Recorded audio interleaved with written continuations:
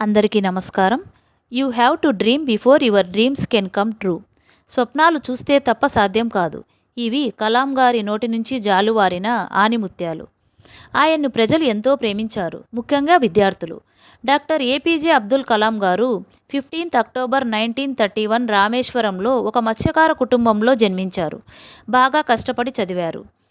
కలాం గారు ఎంఐటీలో graduation complete చేశారు. ఇస్రోలో డిఆర్డీఓగా పనిచేశారు.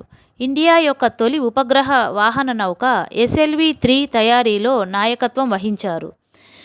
పోఖ్రాన్-2 అణు పరీక్షలు 1998లో జరిగాయి.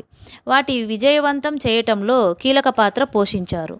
ఆయన్ని మిసైల్ మ్యాన్ ఆఫ్ ఇండియా అని కూడా పిలుస్తారు.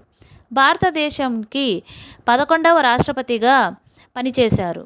2002 నుంచి 2007 వరకు ప్రజలతో మమేకమై రాష్ట్రపతిగా గుర్తింపు పొందారు. విద్యార్థులను ఎంతో ప్రోత్సహించేవారు. ఆయన చాలా పుస్తకాలు రచించారు. అందులో కొన్ని wings of fire and India 2020. 27 July 2015లో షిల్లాంగ్లోని IIMలో విద్యార్థులకు లెక్చర్ ఇస్తూ గుండెపోటుతో మరణించారు. చివరి క్షణం వరకు కూడా విద్యార్థులతోనే గడిపారు.